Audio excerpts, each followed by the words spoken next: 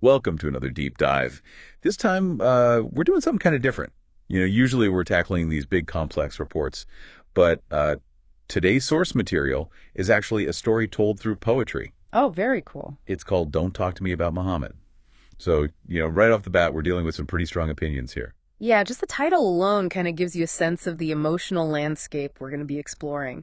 It's really interesting how the poem uses this simple narrative structure, like an encounter between two people, to delve into these really complex issues of faith and identity and prejudice. Exactly. And it all starts with the speaker of the poem meeting this young man who's offering to help carry their load. Seems like a pretty straightforward, friendly gesture, right? But there's a catch. There's always a catch. The speaker has this one huge GE condition, like this absolute deal breaker, and they repeat it over and over, almost like a mantra. Don't talk to me about Muhammad. That repetition is so powerful. It's not just for emphasis, When you read those lines, you can almost hear like a panicked heartbeat. Mm. You really feel the speaker's anxiety and just how deeply unsettled they are by even the idea of Muhammad. Yeah, there's this real sense of dread coming from the speaker. Like just hearing the name is enough to trigger this intense reaction. So, okay, let's dig into the actual words here. Early on in the poem, the speaker says, "Because of him, there is no peace, and I have trouble in my mind." That line really stuck with me. There's this deeply personal anguish tied to this figure of Muhammad. Absolutely. And the poem goes on to explain why the speaker feels this way. They accuse Muhammad of dividing people, of misleading those who are vulnerable, of corrupting the youth. These were actually very common accusations leveled against early Muslims, often used as a tactic to discredit their beliefs and sow fear and division. So it's almost like the speaker has absorbed all this negativity surrounding Muhammad without ever having any real firsthand experience with him, or with Islam for that matter. But then the poem takes this really interesting turn. After thanking the young man for his help, the speaker gives him this piece of advice, and it's almost comical when you think about it. Oh, yeah, I know exactly the part you're talking about. The irony is so thick you could cut it with a knife. Right. The speaker says, "From Muhammad, stay away. Don't heed his words or emulate his way." We talk about awkward timing. Well, the speaker doesn't know who they're talking to yet. Remember, they have no clue they're actually giving advice to Muhammad himself. Oh, right. And then, bam, the big reveal. The speaker asks for the young man's name, and his response is so simple but so loaded with meaning. Young man said, "My name is Muhammad." You can practically feel the record scratch in that moment. It's like the poem throws this bucket of ice water on the reader.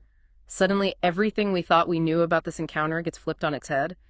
It forces both the speaker and us, the audience, to confront our own assumptions and the way we judge others. And it makes you wonder, if you were in that situation, how would you react?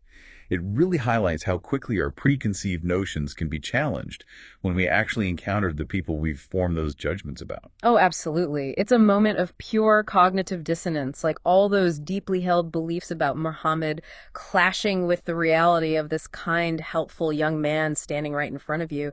It really makes you stop and think. It really highlights how our brains can kind of get stuck in these patterns. We build up these ideas about people or things, and then it can be really hard to let go of those, even when we're faced with evidence to the contrary. Yeah, it's like that saying, you can't teach an old dog new tricks. But in this case, it's more like you can't teach an old mind new perspectives, at least not easily. Exactly. And the poem doesn't shy away from that. It shows us the speakers struggle to reconcile their preconceived notions with the reality of this encounter. So how does the speaker react in that moment? Because I imagine it's got to be pretty jarring to have your whole worldview kind of shaken up like that. Well, at first there's this denial.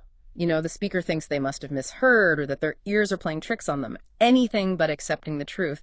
It's almost as if they're clinging to their prejudice even when it's staring them right in the face. It's like they're so resistant to changing their mind that they'd rather believe anything else, even something that sounds kind of ridiculous. It really underscores how deeply ingrained these biases can be. But what's so remarkable about this poem is that it doesn't end there. Instead of holding on to that fear and that judgment, the speaker undergoes this incredible transformation. Oh, yeah. I remember that part. Such a powerful shift in the poem. They go from pushing Muhammad away, don't talk to me about Muhammad, to actually pleading with him, oh, talk to me, Muhammad. It's a complete 180. That's such a profound change. And it makes you wonder, what caused that shift? Was it simply realizing they'd misjudged this young man, or was something deeper going on? Well, I think it's significant that this transformation isn't triggered by some big theological debate or, some intellectual argument. It's a simple act of human kindness that opens the speaker's heart. That's a really good point. this young man's willingness to help his generosity.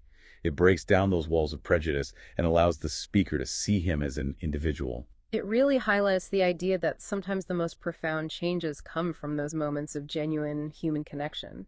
Those moments when we step outside of our own heads and really see the person in front of us. Yeah, it's like all those preconceived notions, all those things they'd heard about Muhammad, they just melt away in the face of this real human interaction. And the poem ends with this beautiful declaration of faith in Arabic, Ashhadu alla ilaha illallah wa asha anna Muhammad Rasulullah. It's like the culmination of the speaker's entire journey. For anyone who might not be familiar with Arabic, that phrase translates to, I bear witness that there is no deity but Allah, and I bear witness that Muhammad is the messenger of Allah. It's the central declaration of faith in Islam, and it signifies the speaker's complete acceptance of Muhammad and his teachings. So from don't talk to me about Muhammad to embracing the core tenets of Islam. That's quite a journey the poem takes us on. It really is, and it leaves us with this question. How often do we let our preconceived notions, the things we've heard but not experienced, how often do they cloud our judgment and prevent us from truly connecting with others? A powerful thought. Yeah. And it makes you wonder, are we missing out on opportunities for real understanding and growth because we're holding on to these biases? It makes you think about, the Mohammeds in our own lives. Yeah. Like, are there people or groups or even whole cultures that we've kind of written off without really getting to know them? That's what makes this poem so powerful. It's not just about one specific person or religion. It's about prejudice and how easily we can fall into those traps of judgment without even realizing it. Exactly. It's like that saying, don't judge a book by its cover. But it's so much easier said than done right. Oh, absolutely. We all have these preconceived notions, these biases that we carry around with us, and it takes real effort to challenge those and to approach the world with an open mind.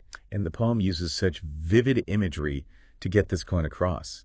The speaker talks about being burdened both physically and mentally with this heavy load.